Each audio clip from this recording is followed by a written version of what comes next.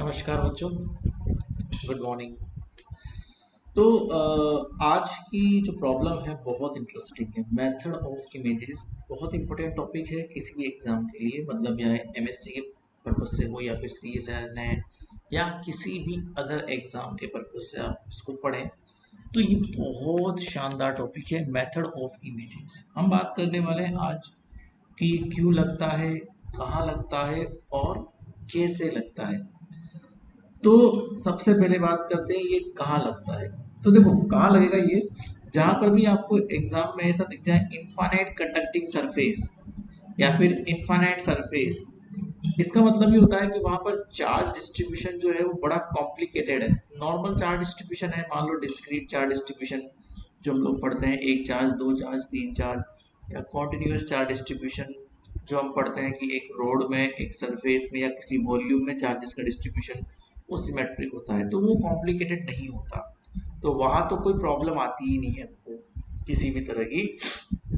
किसी भी जगह पे पोटेंशियल निकालने के लिए, किसी भी जगह इलेक्ट्रिक फील्ड निकालने के लिए हम इजीली इन सबको डील कर पाते हैं।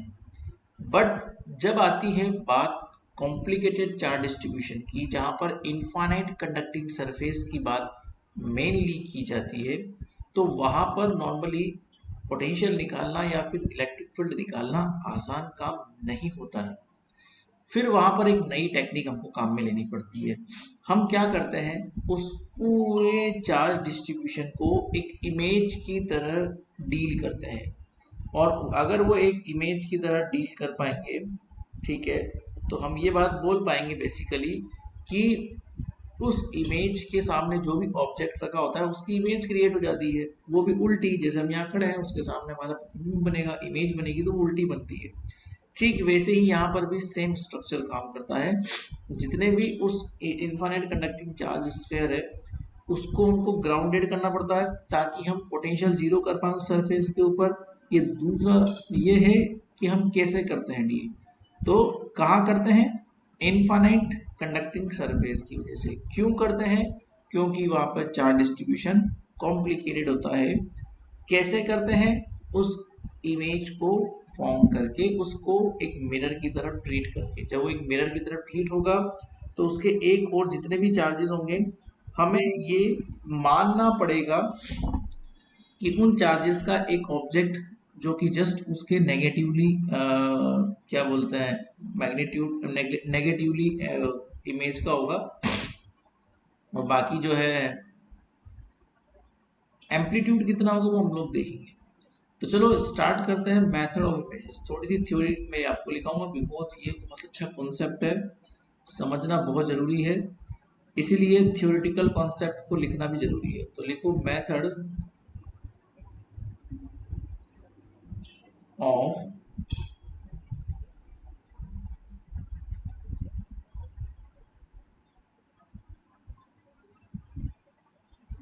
Images. Okay, classic image problem, classical image problem भी बोलते हैं इसको बेसिकली, क्योंकि ये क्लासिकली इमेज फॉर्म होती है ना, इसलिए इसे क्लासिकल इमेज प्रॉब्लम भी बोलते हैं। तो ज़्यादा लंबा नहीं लिखाऊंगा जितना मैं एमएससी बच्चों को पढ़ाया करता, बट हाँ जितना आपके समझने के लिए जरूरी है या जितनी थ्योरी आपको जरूरी है उतना ही लिखाऊंगा। तो suppose a charge, a point charge Q, suppose a point charge q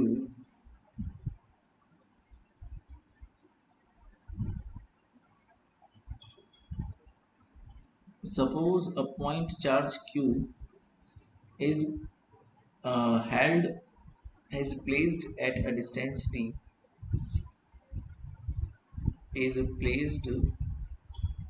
तो पहले हम लोग क्या करेंगे, एक प्लेट की बात करेंगे, एक नॉर्मल सरफेस की बात करेंगे।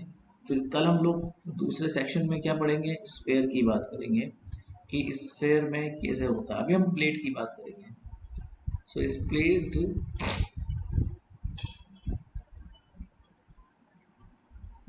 at a distance,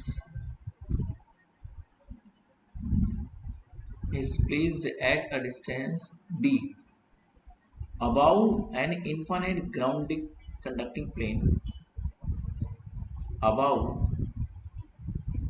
an infinite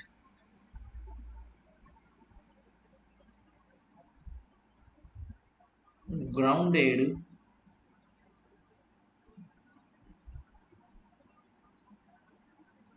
conducting plane. तो एक इनफाइनाइट ग्राउंड कंडक्टिंग प्लेन है, उसके ऊपर रखा हुआ है, ठीक है ना। तो आप क्या सोचते हो कि अगर मान लो कोई प्लेन यहाँ पे प्लेस्ड है, ये कोई प्लेन है मान लो, और इस प्लेन के ऊपर कहीं पर एक प्लस क्यू चार्ज रखा हुआ है। कहाँ रखा हुआ है? इस डी डिस्टेंस पे।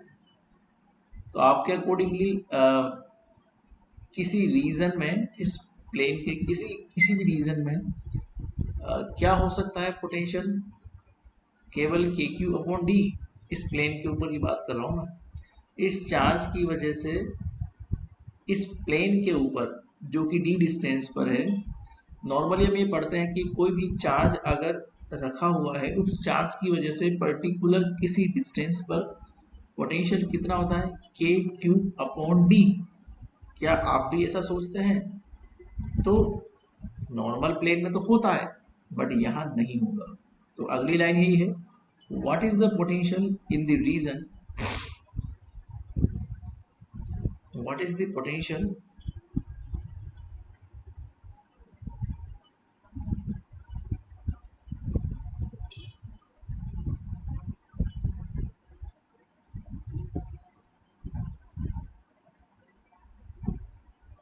what is the potential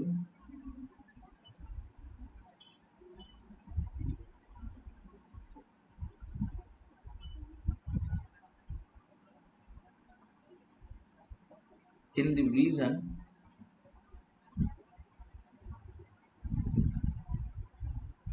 in the region of plane।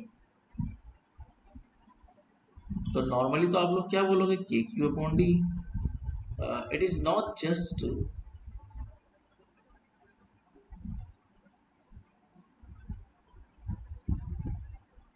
It is not just के क्यू अपॉन डी। तो भैया क्या होगा अगर ये के क्यू अपॉन डी नहीं होगा? तो इसे हम बोलेंगे इनफाइनाइट कंडक्टिंग प्लेन। इसीलिए यहाँ पर एक इसको मिरर की तरफ ट्रीट करेंगे, और ये अगर मिरर बन जाएगा ना बेटा, तो इस मिरर के दूसरी ओर इस चार्ज की इमेज फॉर्म होगी, जो प्लेन के लिए तो बेसिकली सेम मैग्नीट्यूड का होगा, बट ऑपोजिट नेचर का ये होगा। नेचर तो ऑपोजिट ही होगा, मैग्नीट्यूड कुछ भी हो सकता है। अगर प्लेन है तो ये सेम मैग्नीट्यूड होगा, अगर स्फेयर है तो मैं बताऊंगा कल क्या होगा। तो आज तो ये मानो कि जो भी आपका चार्ज है उसका जस्ट ऑपोजिट पोलैरिटी का होगा और सेम मैग्नीट्यूड का होगा। और ये कितने डिस्टेंस पर होगा? सेम डिस्टेंस पर, जितने डिस्टेंस पर ऊपर रखा हुआ है ना उतने डिस्टेंस पर। और इसको मेजर करने के लिए हम यहाँ पे इसको ग्राउंडेड कर देते हैं, ताकि इसके ऊपर पोटेंशियल जीरो मान के इसको क्लियर किया जा सके। ये जस्ट ऐसी प्रॉब्लम है, जैसे मान लो एक एक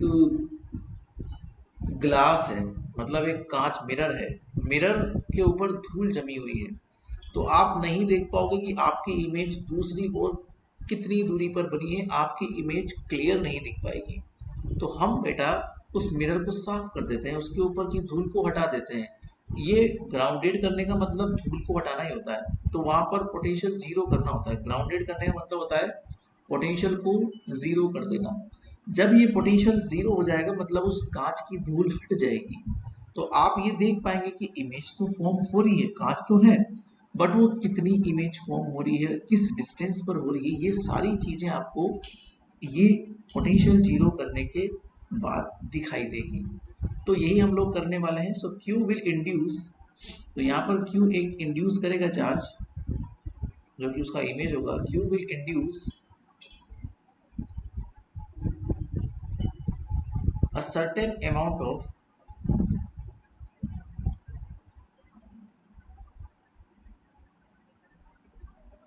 a certain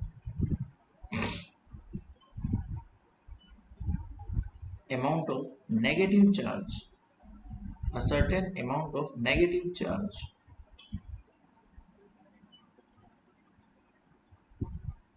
on the nearby surface, on the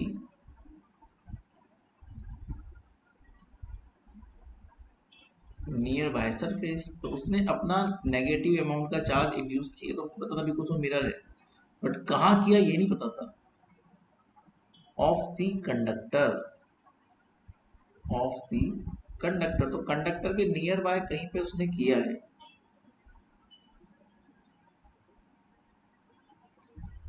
the total potential is due to, तो अब जो पोटेंशियल निकलेगा वो केवल क्यू की वजह से नहीं निकलेगा। The total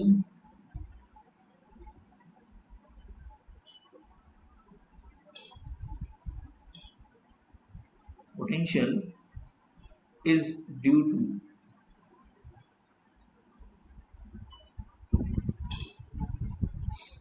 not only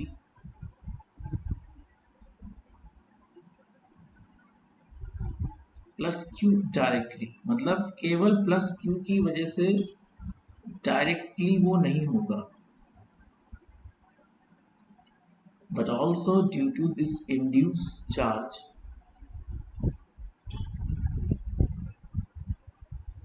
but also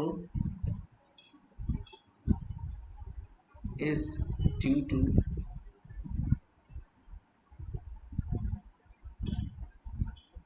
this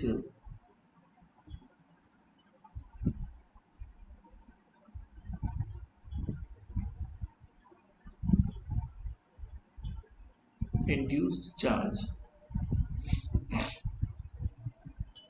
The problem is called method of images। देखो, ये चार्ज जो इंड्यूस हुआ है ना, ये एक्चुअल चार्ज नहीं है, ये केवल इमेज है।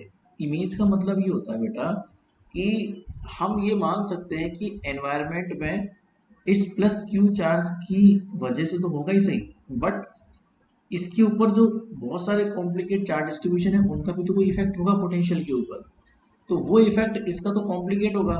इसलिए इन सब का इफेक्ट मेजर करने के लिए ये इमेज फॉर्म की गई है।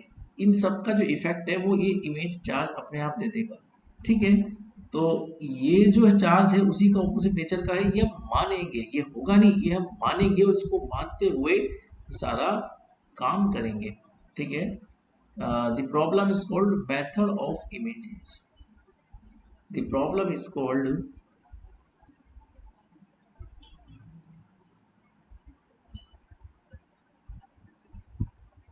the problem is called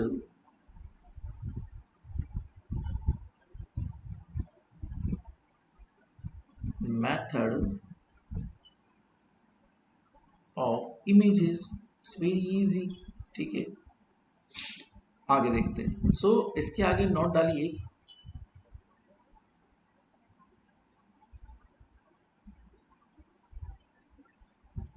from a mathematical point of view, थोड़ा इसको डेरिवेशन कर लेते हैं हम लोग।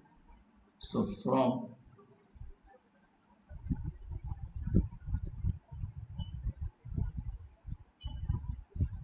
A mathematical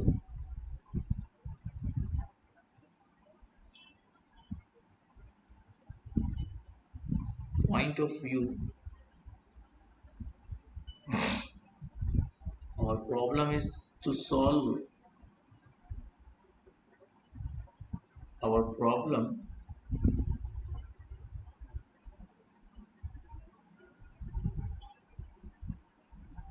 is to solve Poisson equation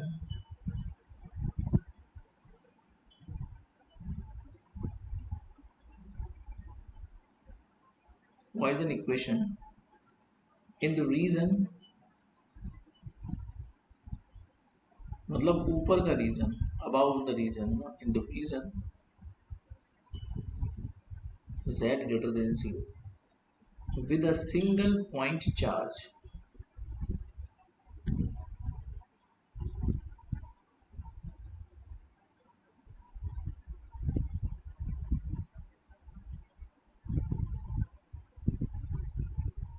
with a single point charge। हमारे पास केवल एक ही चार्ज है ना ऊपर, क्यू जो कहाँ रखा हुआ है, जेड एक्सिस पे रखा हुआ है डी डिस्टेंस के ऊपर, तो 0 0 डी उसका कोऑर्डिनेट हो जाएगा subject to the boundary condition, और उसके पास कुछ बाउंड्री कंडीशंस भी है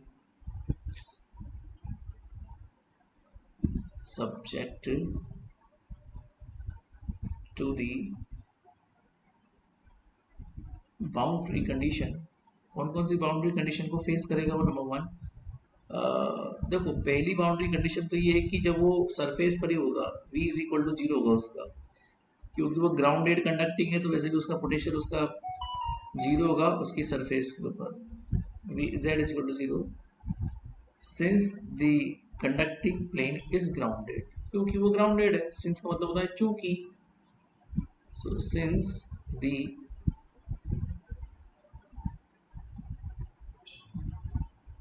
conducting plane is grounded। ये प्रॉपर्टी यूज करके हम पता लगाएंगे कि आखिर वो इमेज कहाँ बनी है और कैसी बनी है। दूसरा ये है बाउंड्री कंडीशन कि आपका v टेंस टू जीरो हो जाएगा, कंप्लीट डिसीजन नहीं होगा बट टेंस टू जीरो हो जाएगा, far from the charge, far from the charge, that means x square plus y square plus z square which is greater than to d square। देखो ये सब चीज़ें तो physics wise सही है, but हमको कौन सा थ्योरी लिख के आनी है सीएसआर नेट के एग्जाम में, हमको तो केवल सवाल करना है। तो सवाल करने के लिए आप एक ट्रिक याद रखो बस, ये सब चीज़ें बाउंड्री बाउंड्री कंडीशन सब भूल जाओ आप तो, ठीक है ना। इस ट्रिक से आप इजीली क्वेश्चंस कर सकते हो। Forget about the actual problem, forget about the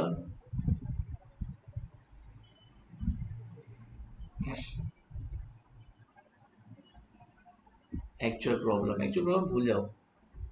we are going to study a completely different situation। अब हम एक अलग ही सिचुएशन को फेस करेंगे इस इमेज में। we are going to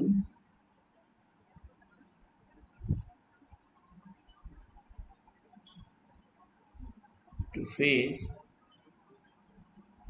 a completely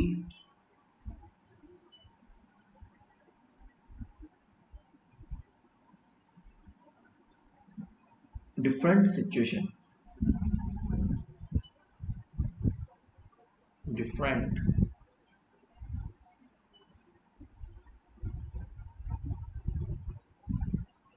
situation, ठीक है। दिस न्यू कॉन्फ़िगरेशन, अब इस नई सिचुएशन में क्या होगा, दिस न्यू कॉन्फ़िगरेशन, मतलब एक ग्राउंडेड वाउंडेड भूल जाओ, पोटेंशियल जीरो ना सब भूल जाओ, आप तो बस इतना याद रखो कि एक नए कॉन्फ़िगरेशन में क्या होगा, जितने भी चार्ज है ना उनके जस्ट डबल चार्ज हमको लेने, मतलब कि उनकी इमेज फॉर्म करनी है। Consist of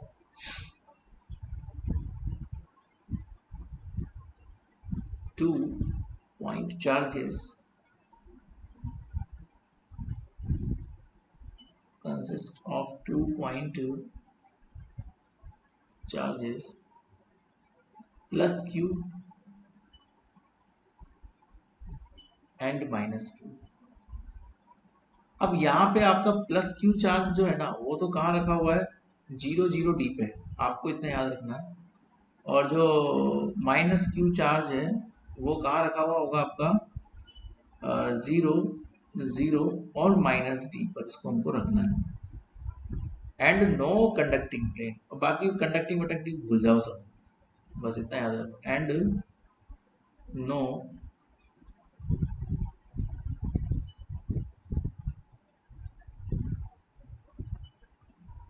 conducting plane, just forget about all this things. बस इतना याद रखो कि हमारे पास एक चार्ज था, वो ग्राउंडेड कंडक्टिंग था, इसलिए हमने इमेज फॉर्म कर दी, तो इमेज तो फॉर्म होगी बिकॉज इनफाइनाइट ग्राउंडेड कंडक्टिंग है। इनफाइनाइट चार्ज डिस्ट्रीब्यूशन मतलब कॉम्प्लिकेट चार्ज डिस्ट्रीब्यूशन। हमको अब कुछ नहीं करना, इस प्रॉब्लम को सोल्व करने के लिए आपने उस प्लेन को माना था यहाँ पर कहीं पे, और उस प्लेन की ऊपर कहीं पे प्लस क्यू चार्ज आपने रखा हुआ था, तो ये तो याद रखना ही है। पर इस प्लेन की वजह से एक और चार्ज इंड्यूस हुआ नीचे की तरफ, इसको आपको लेके चलना है सेम डिस्टेंस के ऊपर माइनस क्यू चार्ज को। ठीक है, दोनों चार्जेस के बीच जो डिस्टेंस है वो आपने मान ली कि यहाँ भी डी है और यहाँ भी डी है। ठीक है, और पर्टिकुलरली किसी पॉइंट पर हमको क्या निकालना है, मान लो इस पॉइंट पर हमको निकालना है पोटेंशियल या इलेक्ट्रिक फील्ड या whatever you want to study. तो यहाँ पर पोटेंशियल अगर हम निकालेंगे तो potential is a function of position. तो ये एक्स वाई जेड किसी डिस्टेंस पर रखा हुआ है मान लेते हैं हम लोग। तो ये जो चार्ज है कहाँ रखा हुआ है आपका क्यू, ये रखा हुआ है जीरो जीरो और डी डिस्टेंस पर, ये कहीं ना कहीं अवेलेबल है। और ये जो चार्ज है वो कहाँ रखा हुआ है, जीरो जीरो और माइनस डी डिस्टेंस पर ये रखा हुआ है। अब बच्चों एक बार देखो, अगर मैं ये मान लेता हूँ कि यहाँ से यहाँ तक की डिस्टेंस कितनी हो जाएगी, क्योंकि ये ओरिजन है, तो ये तो हो जाएगी root of x square plus Y square plus Z square. यही तो होगी ये डिस्टेंस, क्योंकि ये ओरिजन है ना आपका जीरो। बट अगर मैं यहाँ से मानता हूँ तो ये तो बहुत नज़दीक पहुँच गया जेड एक्सिस पर, तो इसका जेड डिस्टेंस तो वैसे ही बहुत कम हो जाएगा डी डी के मुकाबले। एक्स वाई में तो कोई चेंज नहीं आएगा, बट ये जेड एक्सिस पर रखा हुआ है, इसलिए ये जो डिस्टेंस आपका होगा ये जेड एक्सिस को डी टाइम्स कम कर देगा। X square plus Y square में तो कोई चेंज नहीं, वो चार्ज डी डिस्टेंस पर एक्स्ट्रा चल रहा है, तो ये जो कम करेगा वो जेड माइनस डी कर देगा इसको, है ना, और ये बढ़ा देगा बिकॉज ये थोड़ा दूर है। तो इस चार्ज से इस पॉइंट की डिस्टेंस जो होगी वो थोड़ी बढ़ के आएगी, बढ़ के मतलब कि एक्स स्क्वायर और वाई स्क्वायर में तो कोई चेंज नहीं आएगा, बट जो आपका जेड एक्सिस है ना वो थोड़ा बढ़ गया डी डिस्टेंस से, क्योंकि वो दूर है ना पॉइंट, दैट्स वाई।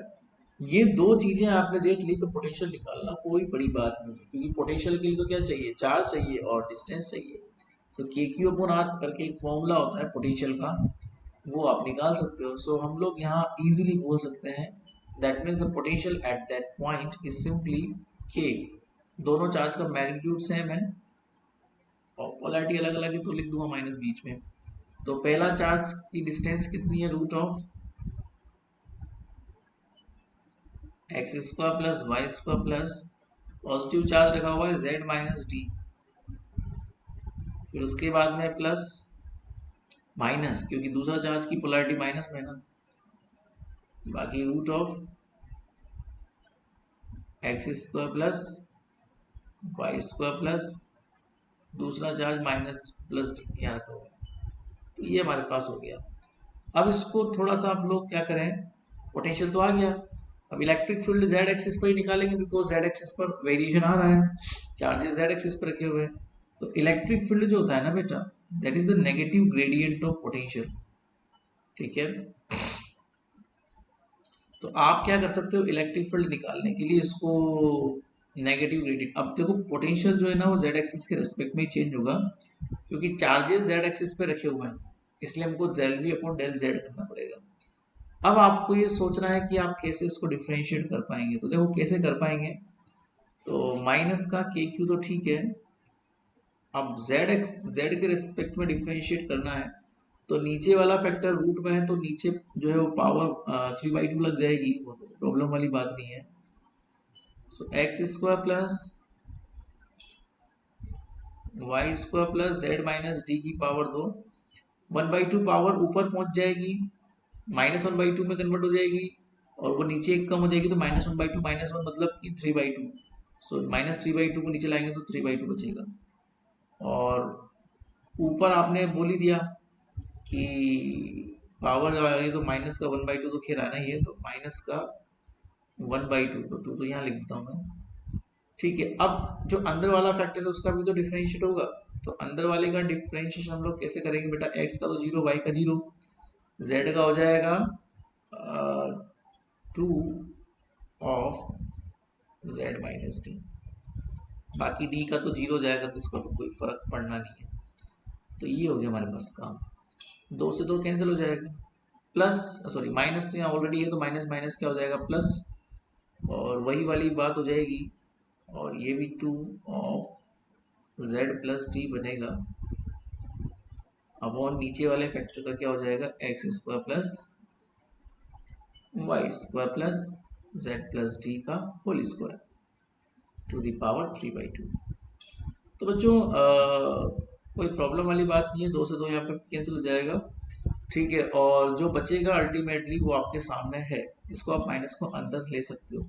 अब अगर मुझे इलेक्ट्रिक फील्ड निकालना है सरफेस के ऊपर जो कि प्लेन है z इज इक्वल टू 0 पे, तो जब अब मैं पोटेंशियल इलेक्ट्रिक फील्ड निकालना चाहूँगा सरफेस के ऊपर, तो मैं सरफेस के ऊपर क्या करूँगा, z is equal to 0 put कर दूंगा। तो जैसे ही मैं यहाँ पे 0 पुट करता हूँ तो यहाँ आ जाओ, इलेक्ट्रिक फील्ड हो जाएगा माइनस क्यू, के का वैल्यू पुट कर दो 4 पाई एप्सिलॉन नॉट। अब देखो माइनस माइनस प्लस डी हो जाएगा, z 0 कर दिया तो d हो जाएगा अपॉन, ओके ये हो जाएगा x square plus Y square की पावर 3/2, और ये डी भी तो आ रहा है इसके साथ में, यहाँ पे इसके साथ में डी भी तो आ रहा है, तो ये हम इसको लिख सकते हैं x square plus Y square minus minus plus that is d square to the power 3/2 plus z z d d, यहाँ पर भी हो जाएगा x square plus Y square, बस z को 0 पुट करना है और कुछ नहीं करना। ये तो ट्वाइस हो गया ना बेटा, ये तो ट्वाइस हो गया, दोनों सेम टर्म हो गई, so this should be twice, ठीक है। तो मैं इसको ले सकता हूँ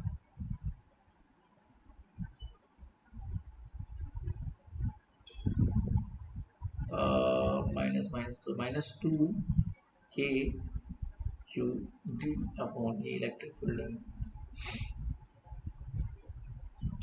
x square plus Y square plus D square to the power 3/2, that's your answer. Now electric field की बात अगर आपको निकालना है, मान लो charge density, that is surface charge density, कि सरफेस पर कितना चार्ज है, तो हम जानते हैं कि किसी भी प्लेन जो कंडक्टिंग प्लेन है उसकी वजह से जिस पर सरफेस चार्ज सिग्मा है उसकी वजह से इलेक्ट्रिक फील्ड हमेशा कितना होता है, सिग्मा अपॉन एप्सिलॉन। याद आ रहा है ये कुछ, we know that the electric field and the surface charge density is related by this। Conducting है तो सिग्मा अपॉन एप्सिलॉन नॉट, और अगर नॉन कंडक्टिंग है तो सिग्मा अपॉन 2 एप्सिलॉन नॉट। ये बात आपको पहले से पता होनी चाहिए। तो इस स्थिति को काम में लेंगे तो यहाँ से सिग्मा जो निकल जाएगा वो हो जाएगा minus epsilon naught del v upon del z at z is equal to 0, क्योंकि हम सरफेस पर लेना चाहते हैं तो इलेक्ट्रिक फील्ड का वैल्यू पुट कर दिया minus del v upon del z। But ये इलेक्ट्रिक फील्ड कहाँ होना चाहिए, सरफेस पर। क्यों होना चाहिए, क्योंकि हम सरफेस चार्ज डेंसिटी निकालना चाह रहे हैं, दैट्स वाई ये कहाँ होना चाहिए, सरफेस पर। तो आप लोग इजीली बोल सकते हो कि अगर मैं केवल इस फॉर्मूले में एप्सिलॉन नोड का मल्टीप्लाई कर दूं तो मेरा काम बन जाएगा, तो सिग्मा निकल जाएगा। सिग्मा निकलना कोई बड़ी बात नहीं है, minus epsilon naught minus minus वो माइनस में रहेगा, वो del v upon del z ये ना, यही तो टर्म चल रही है पूरी। तो माइनस एप्सिलॉन नोड, खुद देख लो नेगेटिव पोलैरिटी आपकी आ जाएगी, सो 2 के क्यू डी अपॉन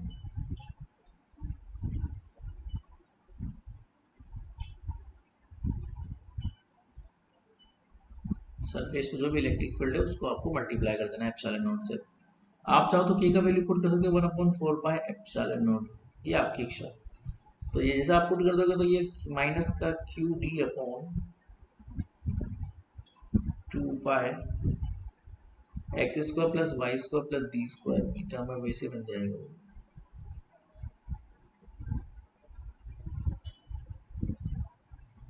ठीक है ना। तो ये एक होती है। अब अगर कोई आपसे बोले, देखो पोटेंशियल आपने निकालना सीख लिया, इलेक्ट्रिक फील्ड सीख लिया, सरफेस चार्ज डेंसिटी सीख लिया, अब अगर कोई बोले कि भाई टोटल चार्ज निकालो, तो क्या आप टोटल चार्ज ही निकाल सकते, निकाल सकते हो, बहुत सिंपल है। देखो हमारे पास सिग्मा बराबर होता है d q upon surface area, तो टोटल चार्ज क्यू बराबर कितना हो जाएगा, integration of sigma multiply by surface area. तो सरफेस एरिया तो निकाल सकते हो ना। वैसे पोलर सिस्टम है, पोलर सिस्टम में सरफेस एरिया जो होता है ना वो होता है r d r d theta. Polar के अंदर, स्फेरिकल में तो r sine theta d r d theta d sine होता है, बट पोलर में ही होता है, स्फेरिकल में नहीं है। हमको पोलर में चाहिए जिसमें केवल एक डिस्टेंस हो और एक एंगल हो, इसी को पोलर बोलते हैं। तो ये वैल्यू आप पुट कर दीजिए, ठीक है। और पोलर में फिर क्या होता है कि अब देखो मैं पहले सिग्मा पुट कर दूँ, बाद समझाऊंगा। तो सिग्मा है माइनस क्यू डी, तो बाहर आ जाएगा और 2 पाई भी बाहर आ जाएगा सिग्मा की वैल्यू पुट करने पर। यहाँ पर ये हो जाएगा 1/x² plus y² plus d² की power 3/2 and simply D A. तो डी ए तो आपने ये लिख देना है, मतलब D A, sorry not D A, surface हम तो ए ले रहे हैं, बस ए ले सकते हो ना, कोई दिक्कत नहीं, बट हम लोग एस ले रहे हैं। So we can say that ds बराबर r dr d theta and x² plus y² को हम लोग r मानते हैं पोलर सिस्टम के अंदर। So q is equal to minus q D upon 2 pi. यहाँ पे दो लिमिट हमको लगानी है, 0 से लेके 2 pi, that is the limit of theta, and 0 से लेके infinite, that is the limit of r। तो ये हो जाएगा r dr d theta upon X को तो अपने r में कन्वर्ट कर दिया ना, इसका तो कोई औचित्य बचता नहीं है। अब क्या बचेगा फिर, r² plus d² to the power 3/2। Okay, so we can say that अगर मैं इसको सॉल्व करना चाहूँ, थीटा तो खैर 2 पाई आ जाएगा, उसकी प्रॉब्लम नहीं है, बट r को सॉल्व करने के लिए मैं एक काम करूँगा, r² प्लस d² को मैं t² मान लूँ। So 2r dr is equal to कितना हो जाएगा, 2t dt। लिमिट में कोई चेंज आएगा नहीं, इनफाइनाइट लिमिट है। तो ये सारे कारनामे करने के बाद we can say that minus q D upon 2 pi d theta का तो सिंपल सा मतलब है कि 2 पाई यहाँ पे आ जाएगा, बट हम लोग को जब आर वाला फैक्टर सॉल्व करना है तो हमको क्या करना पड़ेगा, t d t upon t to the power 3 यहाँ पर होगा, which is simply equal to, अगर आप सॉल्व करेंगे इसको तो 2 पाई से 2 पाई गया, माइनस क्यू डी यहाँ बचेगा माइनस 1/t, क्योंकि ये टी से ये कटेगा, टी 2 बार माइनस का आगे आ जाएगा, और हाँ ठीक है, इतना ही बचेगा। तो 0 से लेके इन्फाइनाइट लिमिट यहाँ लगानी पड़ेगी हमको, और यहाँ पर हम लोग लिमिट टी को कन्वर्ट कर देते हैं एक बार के लिए।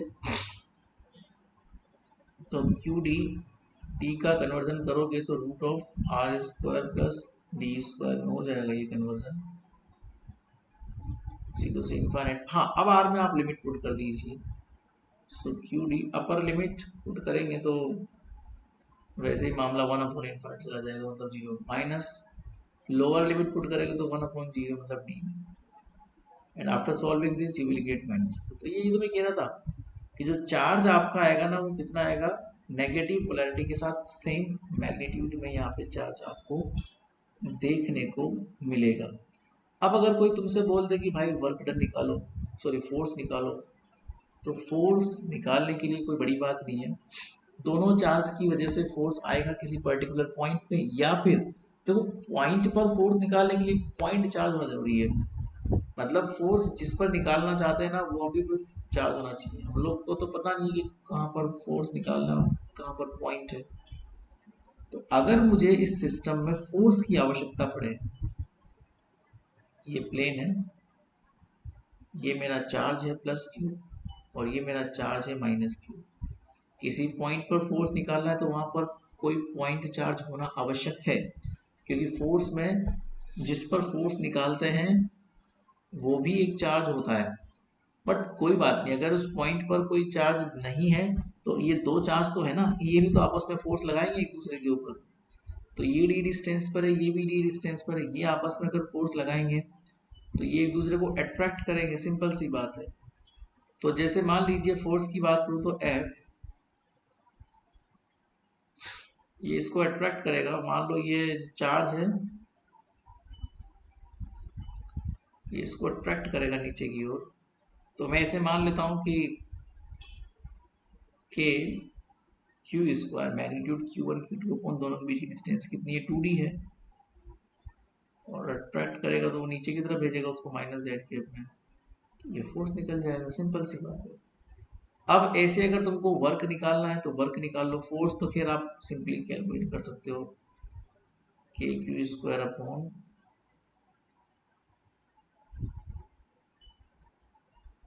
अब अगर आप बोलोगे सर वर्क कितना होगा इसका, तो वर्क भी निकाल सकते हो बच्चों। इन्फानाइट से किसी पर्टिकुलर चार्ज को आर डिस्टेंस तक लाने में जो काम करना पड़ता है, so F dot D R force into displacement की टर्म होती है। तो डिस्प्लेसमेंट जेड एक्सिस पर ही आपको लेना पड़ेगा बिकॉज फोर्स जेड एक्सिस पर ही है।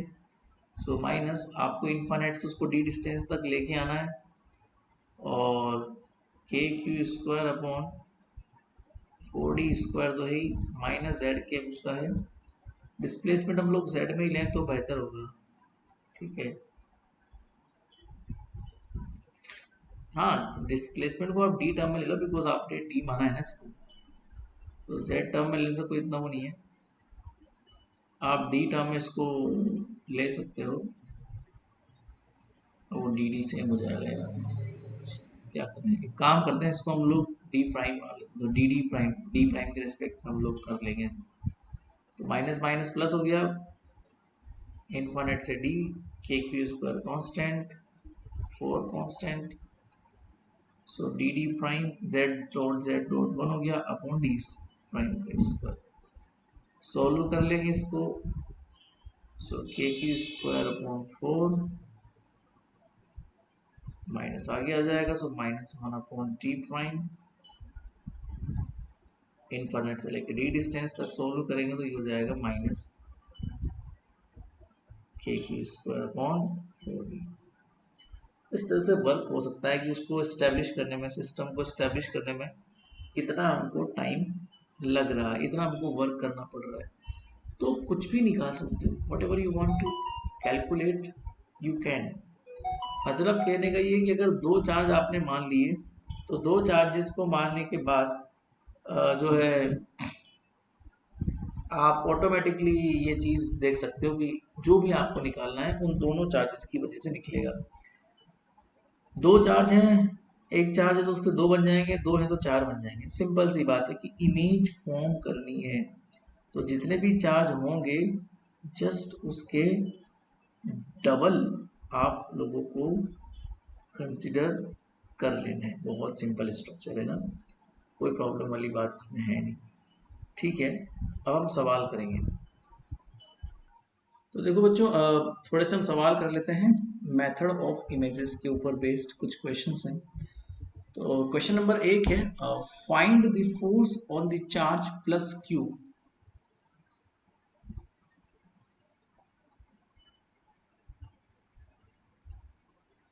क्वेश्चन 1 है, find the force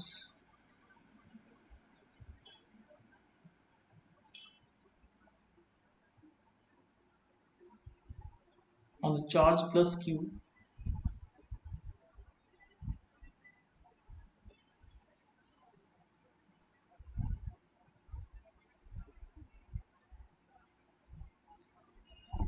in the xy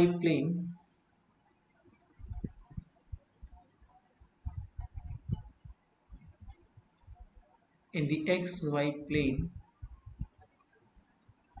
is grounded conductor, which is grounded conductor,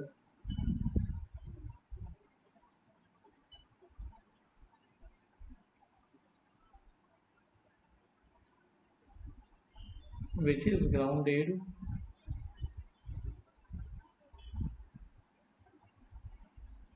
conductor. कहने का मतलब ये है कि तुम्हारे पास ये एक्स वाई प्लेन है, मान लेते हैं।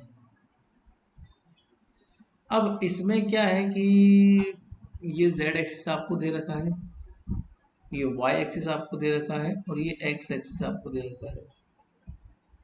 इसमें ना थोड़ा सा आप ये समझो बच्चों कि ये है प्लस क्यू चार्ज, ये है माइनस टू क्यू चार्ज, और अब ये जो प्लेन आपका है, this is the plane, 3D में आप देखो तो ये प्लेन है, ये ऊपर की एक्सिस है, मतलब ये एक सब ऐसा प्लेन है जस्ट। अब इस प्लेन के ऊपर दो चार्ज रखे हुए हैं किसी पर्टिकुलर डिस्टेंस पे, तो पहला चार्ज जो माइनस टू क्यू है वो डी डिस्टेंस पर ऐसा आपको दे रखा है, और जो दूसरा चार्ज है वो है टू डी डिस्टेंस पर।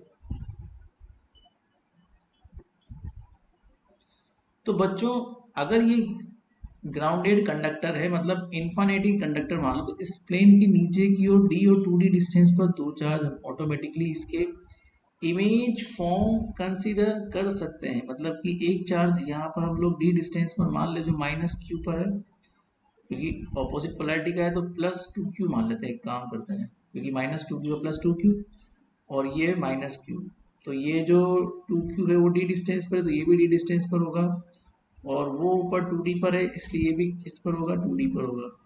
अब सिस्टम में चार चार्जेस आपके पास हो गए, आपको इस चार्ज के ऊपर फोर्स निकालना है, तो इसके ऊपर फोर्स बाकी तीन की वजह से आएगा, क्योंकि उसने प्लस क्यू के ऊपर फोर्स बोला है, so force on plus Q,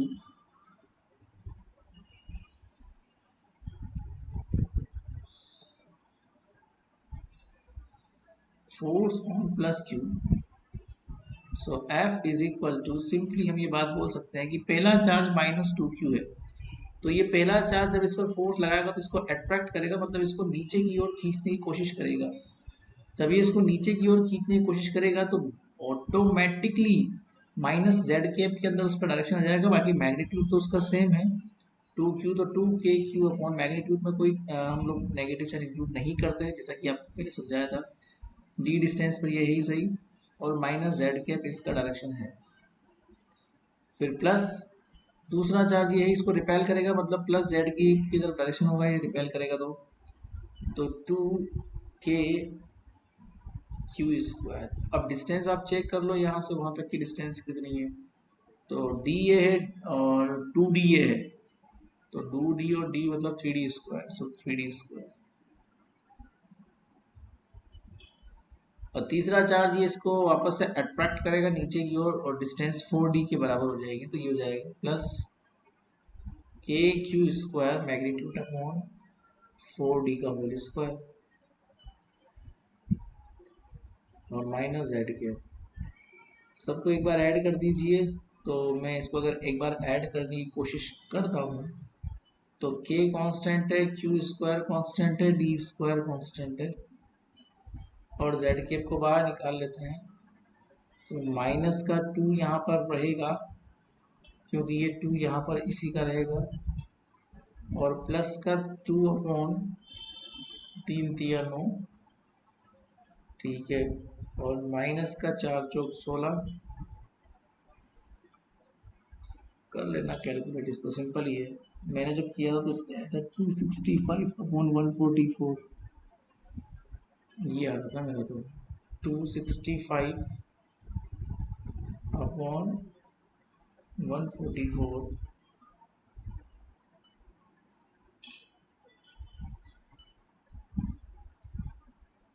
के Q square upon D square और माइनस जेड के।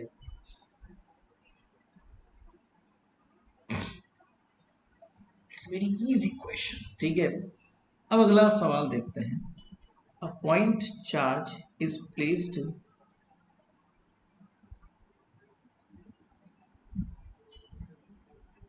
सवाल नंबर 2 देखते हैं।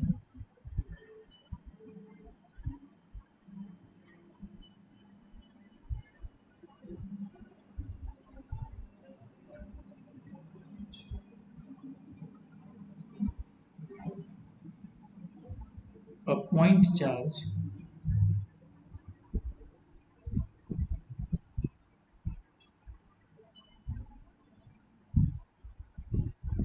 is placed symmetrically at d distance.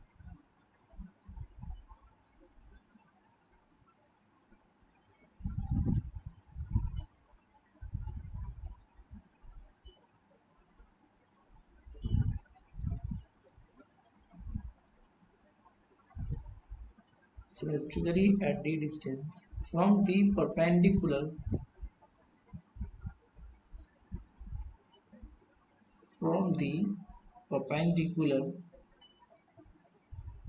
placed grounded conducting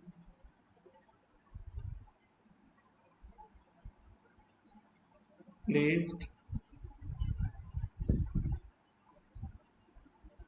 grounded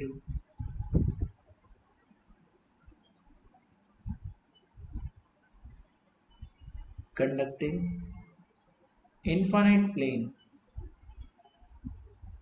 शब्दों का खेल है, इन्फाइनाइट बाद में आया, वरना यूजली पहले आता है infinite ground. The net force on the charge,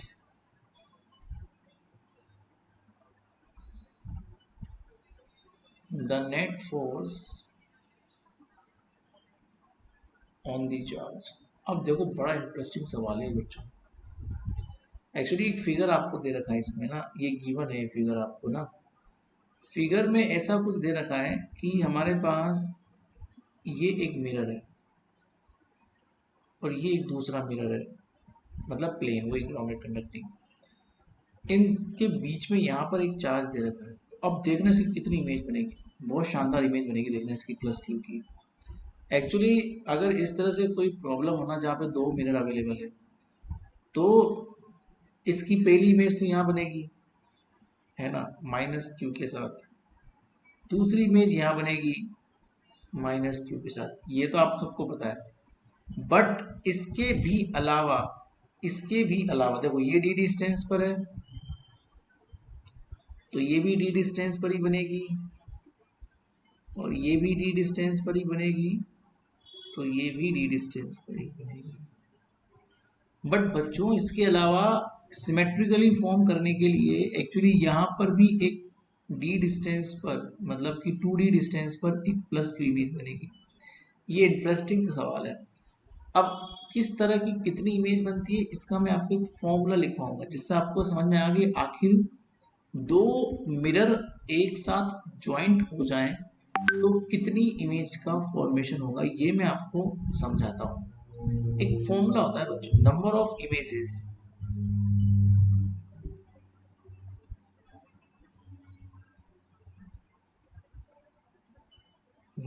images is equal to 360 degree upon theta. Theta मतलब वो दोनों मिरर किस एंगल पर ओरिएंटेड है, -1।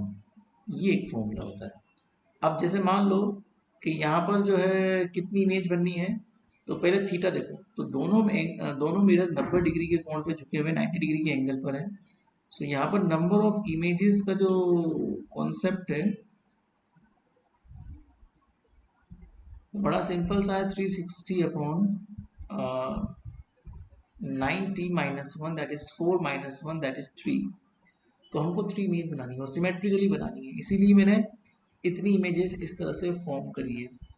अब आपके पास जो सिस्टम बना वो इस तरह का बन गया और आपको इस प्लस क्यू चार्ज के ऊपर फोर्स निकालना है। तो ये तो पुराना तरीका है, अब तो आप लोग अपने हिसाब से भी निकाल सकते हो ना।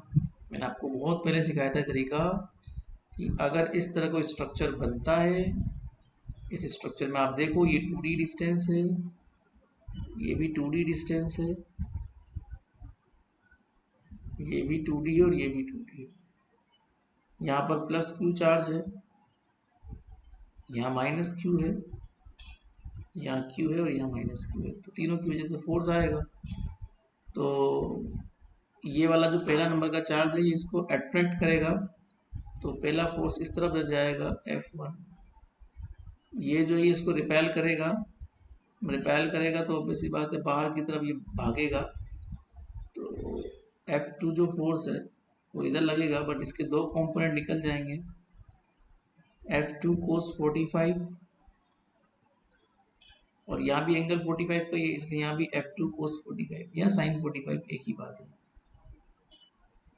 ये इसको आई थिंक अट्रैक्ट करेगा तो इसको नीचे बुलाएगा ना ये, तो ये F3 इधर की तरफ जाएगा नीचे की तरफ।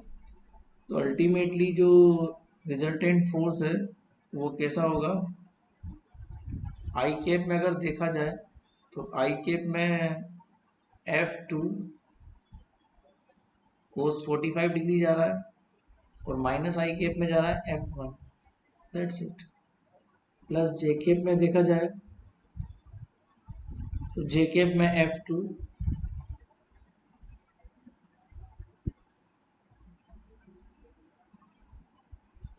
और माइनस F3 नीचे की तरफ जा रहा है ना, माइनस जे कैप में। तो यहाँ पर F1 F2 F3 की जब बातें करेंगे हम लोग, तो जो F1 का वैल्यू है वो कितना होगा हमारे पास, मैग्नीट्यूड देख लो, F2 का वैल्यू देख लो। दोनों के बीच डिस्टेंस कितनी है, root of 4d² plus 4d² मतलब 8d² मतलब 2 multiply with 4d² that is 2 root 2d। जहां तक मैं समझता हूँ कितना हो गया, 2 रूट 2d, आई थिंक शायद इतना है ना। चलो कर देते हैं एक बार, के क्यू स्क्वायर अपॉन इनके बीच की डिस्टेंस हो जाएगी 4d² प्लस 4d² मतलब 8d²। तो ये डिस्टेंस होगी इसकी 2 रूट 2d, तो इसका स्क्वायर करना पड़ेगा, तो 4 मल्टीप्लाई विद द 2d²। कोस 45 का वैल्यू होता है 1/√2। F1 का वैल्यू कितना हो जाएगा, के क्यू स्क्वायर अपॉन 2d मतलब 4d²।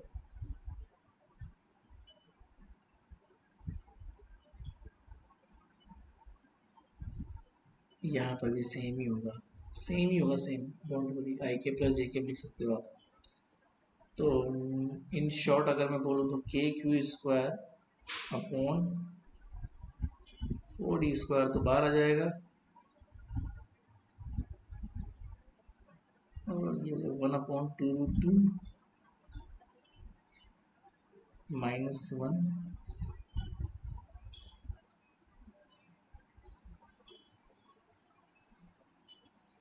That's it.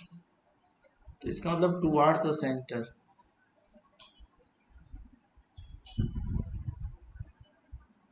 टुवार्ड्स इसलिए बोल रहा हूँ मैं क्योंकि इसको माइनस को बाहर निकालना होगा ये, क्योंकि ये क्वांटिटी 1 से छोटी है।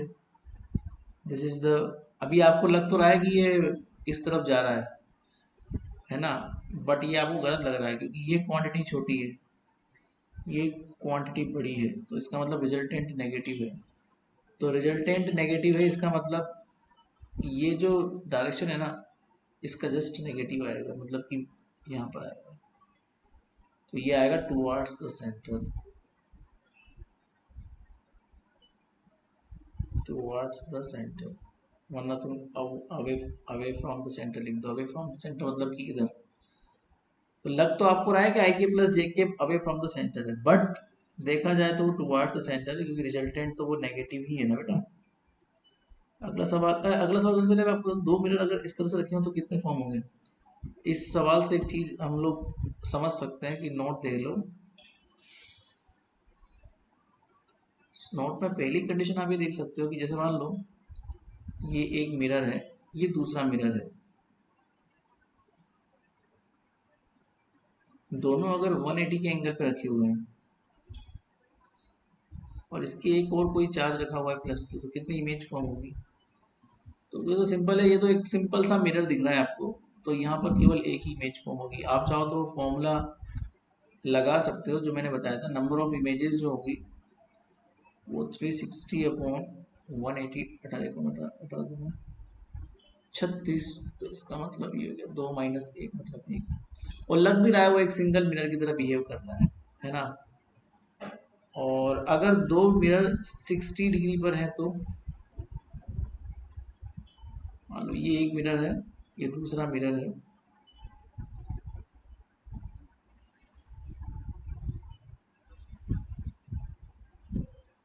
ये 60 डिग्री पर है, तो नंबर ऑफ इमेजेस कितनी बनेगी इसमें, 360 अपॉन 60, 6×36 -1, 6 महीने।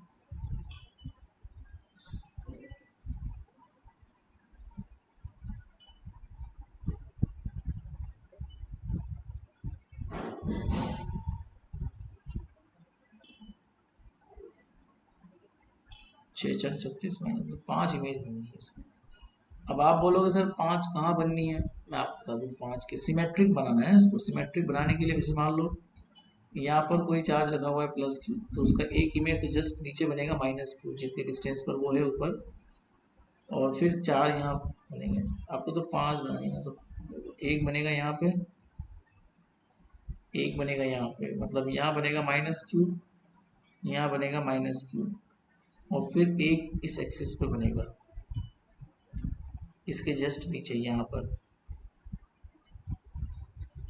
+q, जो इसके भी पास में होगा इधर, ऐसा एक यहाँ बनेगा +q। ऐसा स्ट्रक्चर यहाँ पे फॉर्म होगा, तब जाके ये 5 इमेज यहाँ पे फॉर्म होगी। तो ये एक नॉर्मल सा प्रोसेस है कि अगर दो मिरर इस तरह से ओरिएंटेड हैं तो कैसे जो है उनका इमेज फॉर्मेशन होगा, कितना उनका इमेज फॉर्मेशन होगा। सिंपल है ना। नाउ आज का लास्ट क्वेश्चन हम लोग करते हैं, फिर हम लोग कल पढ़ेंगे कि स्फेरिकल सिस्टम में कैसे होता है। तो लास्ट क्वेश्चन है, a uniform line charge lambda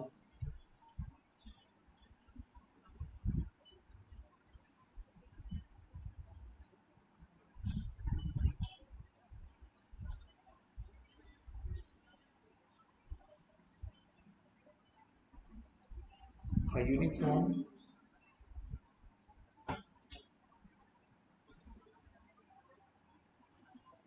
line charge lambda is placed on an infinite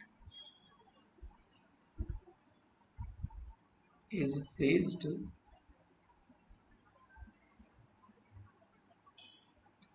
on an infinite straight wire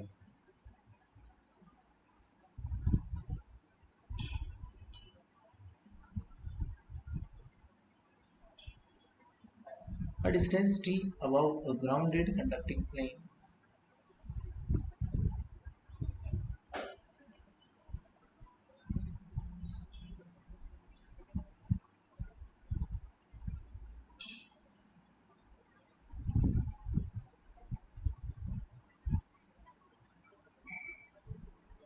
above a grounded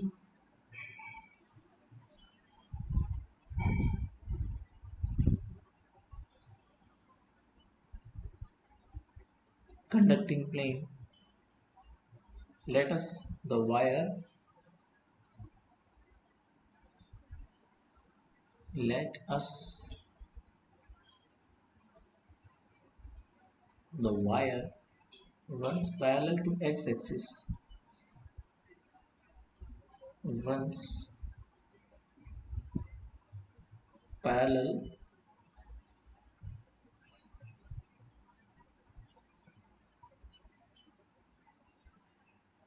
to x-axis directly above it.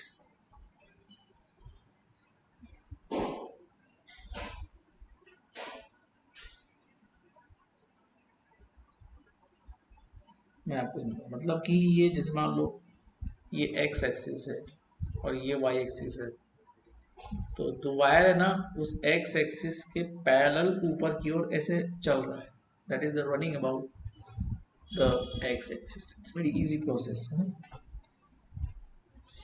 Okay, so and the conducting plane is in the xy plane, and the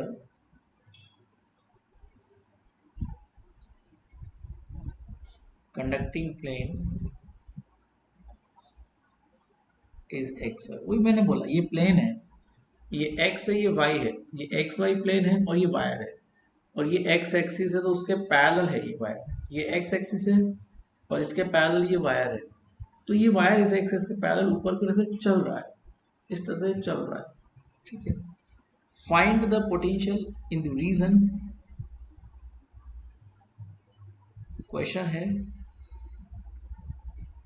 find the potential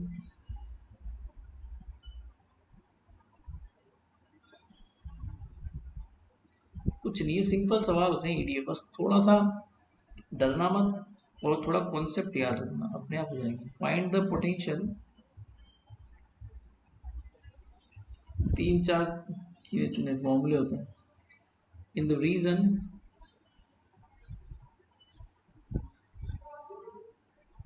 region,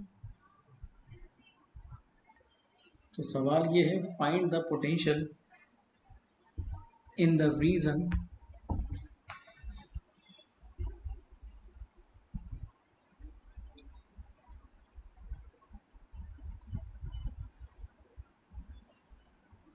about plane.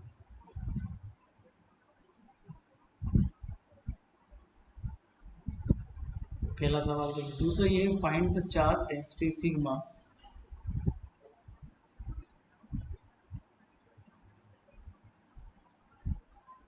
Find the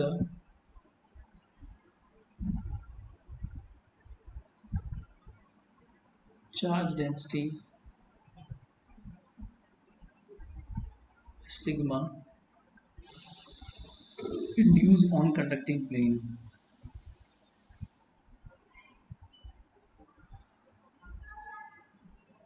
induced on conducting plane. बड़ा simple सवाल है। देखो एक x Y plane आपको दे रखा है, एक x Y plane आपको दे रखा है। इस एक्स वाई प्लेन में ऊपर की तरफ एक चार्ज रखा हुआ है, सॉरी एक रॉड रखी हुई है जो एक्स एक्सिस के पैरेलल है। इस रोड पर लेमडा लाइन चार्ज डेंसिटी है और ये जो सेंटर है उस रोड का वो रखा हुआ है 0 डी डिस्टेंस पर ऊपर की ओर, मतलब कि ये डी डिस्टेंस पर में है। तो जितना रोड पे चार्ज है उतना ही इक्वल ऑपोजिट चार्ज नेचर का या नीचे की तरफ आपको इमेज फॉर्म होगा जो माइनस लेमडा जिसका चार्ज डेंसिटी होगा, और ये 0 और माइनस डी पर अवेलेबल होगा। ठीक है, यहाँ से बेटा देखना आपको इस पर्टिकुलर पी पॉइंट पर जो कि वाई जेड प्लेन में है, ठीक है, यहाँ पर आपको निकालना है। तो बेसिक बात है, यहाँ से यहाँ तक का डिस्टेंस आप लोग समझ जाओगे क्या होगा। जैसा अपन ने पहले किया था, क्योंकि ये जेड इसको कम चलना पड़ेगा, तो y square plus Z minus d का होल स्क्वायर, क्योंकि इसको थोड़ा कम चलना पड़ा डी डिस्टेंस तक, और यहाँ से यहाँ तक का डिस्टेंस इसको थोड़ा डी ज़्यादा चलना पड़ा, तो ये हो जाएगा y square plus Z plus D का होल स्क्वायर, इसी को ना। अब आपको क्या निकालना है, ये रनिंग है तो आपको क्या निकालना है, इसमें पोटेंशियल निकालना है। तो प्रॉब्लम बहुत सिंपल सी है। देखो किसी भी लाइन चार्ज की वजह से या किसी भी रोड की वजह से किसी पर्टिकुलर डिस्टेंस पर अगर आपको इलेक्ट्रिक फील्ड निकालना हो, तो मैंने आपको सीधा फॉर्मूला लिखाया हुआ है, आपको फॉर्मूला ही याद रखना है। देखो मान लीजिए कोई रोड है, उससे सेंटर से आर डिस्टेंस पर आपको क्या निकालना है, इलेक्ट्रिक फील्ड निकालना है। तो मैंने आपको पहले लिखाया हुआ है E इज इक्वल टू, सीधा आपको याद रखना है lambda upon 2 pi epsilon naught r. Rod के सेंटर से आर डिस्टेंस पर ये इलेक्ट्रिक फील्ड की वैल्यू है जिसमें लेमडा चार्ज डेंसिटी है। तो बच्चों आप क्या कर सकते हो, आप ये कर सकते हो बेटा कि आप उसको ना पोटेंशियल निकालना है तो मैं इन्फानेट से लाऊंगा, तो वही बात है, इन्फानेट में रखूँगा तो फिर इंटीग्रेशन अनडिफाइंड हो जाएगा। तो मैं ए डिस्टेंस से बी डिस्टेंस तक ला रहा हूँ उसको, मतलब ए टेंस टू इन्फानेट है होने में, तो क्योंकि इन्फानेट से किसी पर्टिकुलर बी डिस्टेंस तक हम ला रहे हैं। बी डिस्टेंस मतलब कि यहाँ पे यही है, root of Y square plus Z square d square, ये आपका बी है, दिस इज द बी। ठीक है, तो ये मेरा क्या हो जाएगा, ई डॉट डी आर। इससे अगर मैं पोटेंशियल निकालता हूँ तो V मेरे पास हो जाएगा माइनस का lambda upon 2 pi epsilon naught log of B upon A। यहाँ पे आपका A बहुत दूर तक जा रहा है, और माइनस को अगर मैं ऊपर ले लूँगा लॉग के ऊपर तो लॉग में इन्वर्स में चला जाएगा वो। तो मैं जानता हूँ कि माइनस का लॉग ए अपॉन बी अगर मैं करूँगा, सॉरी बी अपॉन ए अगर मैं करूँगा तो इसको मैं ऐसे लिख सकता हूँ लॉग ऑफ पावर ऊपर पहुँच जाएगी तो बी अपॉन ए की पावर -1, मतलब वो ए अपॉन बी की तरह ट्रीट होगा। तो v इज इक्वल टू कितना हो जाएगा 2 pi epsilon naught log of a upon b. Simple. ये जो a है वो इन्फाइनाइट की तरफ जाएगा। अब यहाँ पर जो b डिस्टेंस है वो ये भी हो सकती है और ये भी हो सकती है, तो दोनों की वजह से b हमारा अलग अलग हो सकता है, एक प्लस लेमडा की वजह से एक माइनस लेमडा की वजह से। तो मेरे पास lambda upon 2 pi epsilon naught, और पहली रोड की वजह से मैं लिखूंगा a अपॉन एस प्लस, जिसमें पॉजिटिव चार्ज डेंसिटी है, माइनस दूसरी रोड की वजह से मैं लिखूंगा, ठीक है। तो यहाँ पे क्या है, दोनों चार्ज डेंसिटीज की जो डिस्टेंस है ना वो अलग अलग है। पहली चार्ज डेंसिटी की मान लो एस प्लस जो है वो है root of Y square plus Z plus minus d का होल स्क्वायर, और दूसरी मान लेता हूँ नेगेटिव चार्ज डेंसिटी की वजह से कितनी है एस माइनस।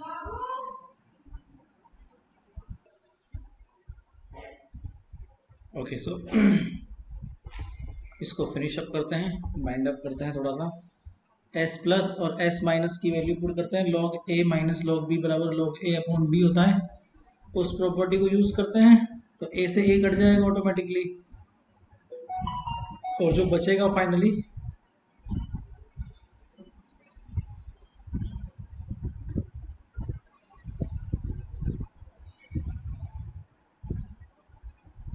वो ये बचेगा, that is v is equal to lambda upon 2 epsilon naught 2 pi epsilon naught log of s minus upon S plus. S minus मतलब नेगेटिव वाले पोलैरिटी कितना दूर है, प्लस मतलब पॉजिटिव वाली पोलैरिटी कितनी दूर है, मतलब कि lambda upon 2 pi epsilon naught log of minus वाली पोलैरिटी नीचे की ओर है तो ज़्यादा दूर है वो, है ना, तो वहाँ पर आ जाएगा z प्लस डी का होल स्क्वायर। पॉजिटिव पोलैरिटी ज़्यादा पास में है इसलिए वो आ जाएगा root of Y square plus Z minus d का होल स्क्वायर, ठीक है। इसके बाद में अब आपको निकालना है सरफेस चार्ज डेंसिटी, ठीक है। तो सरफेस चार्ज डेंसिटी को निकालने के लिए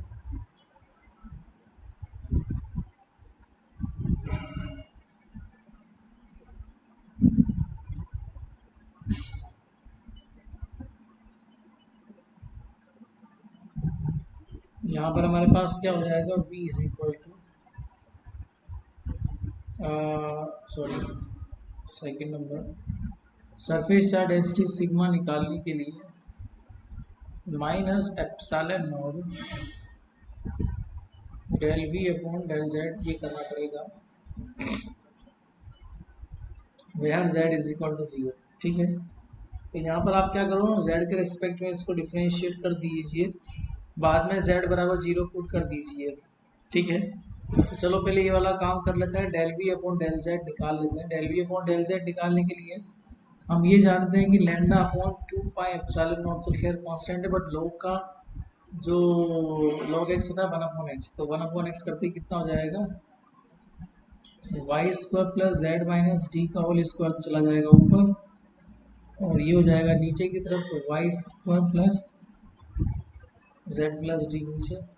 फिर इस पूरे को डिफ्रेंशिएट करेंगे तो हम लोग इसका स्क्वायर कर देंगे नीचे वाली टर्म का, मतलब डिनोमिनेटर का स्क्वायर कर देंगे, फिर उसके बाद डिनोमिनेटर को यहाँ पे लिख देंगे,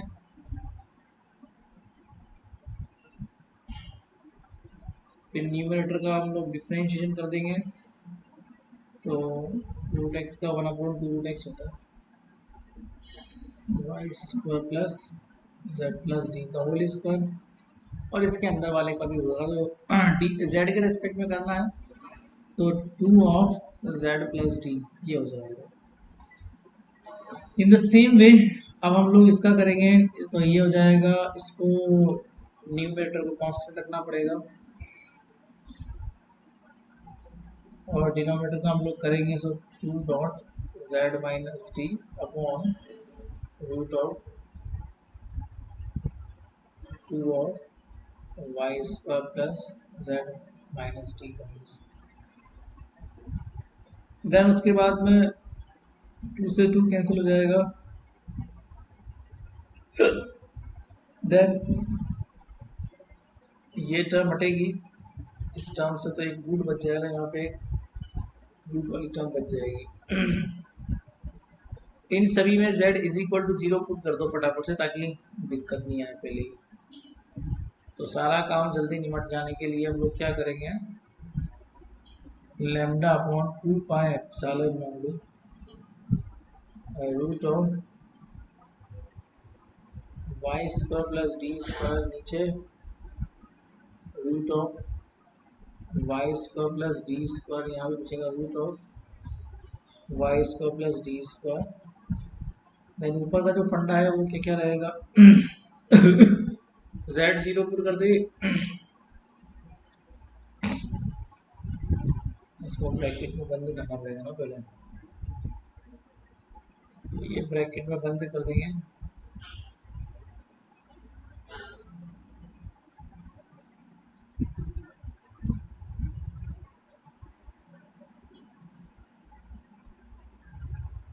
और मल्टीप्लाई विद द z 0 कोई डी हो जाएगा minus root of Y square plus D square multiply with the minus d. तो ये y square plus D square इससे कैंसिल हो जाएगा, डी प्लस डी मतलब 2d हो जाएगा, तो 2d लेमडा बचेगा ऊपर और नीचे बचेगा 2 पाई एप्सिलॉन नॉट और y square plus D square, क्योंकि यहाँ पर 2 बार ये होगा ना, एक और एक 2 बार, ठीक है।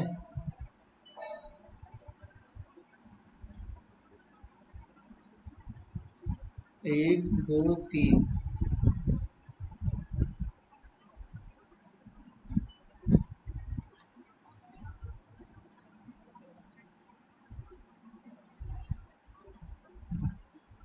अच्छा ये भी तो बच रहा है। हाँ तो ये वाले भी तो नीचे आएंगे, रूट ऑफ वाई स्क्वायर, ये वाले नीचे आएंगे ना, ये वाले बच गए ना, तो ये बचेगा हमारे पास Y square plus Z square, 2 से 2 कट जाएगा बस। अब तुम सिग्मा निकाल लेना, माइनस एप्सिलॉन नॉट मल्टीप्लाई कर देना इससे, जो बचा उससे, that means D epsilon not upon this, this your answer. Epsilon से काट दो, एप्सिलॉन से एप्सिलॉन काट लेना, and that is your final perfect answer, that is your final perfect answer without any delay. ठीक है, चलिए थैंक यू सो मच, आज के लिए इतना ही है। अगली क्लास में हम लोग स्फेरिकल सिस्टम की बात करने वाले हैं कि अगर कोई कंडक्टिंग सरफेस स्फेयर फॉर्म में हो तो उसके लिए इमेज चार्ज कहाँ बनता है और कितना उसका वैल्यू होता है इमेज चार्ज का।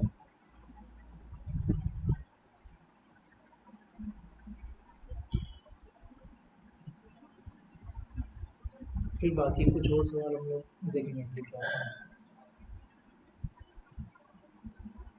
ठीक है, थैंक यू।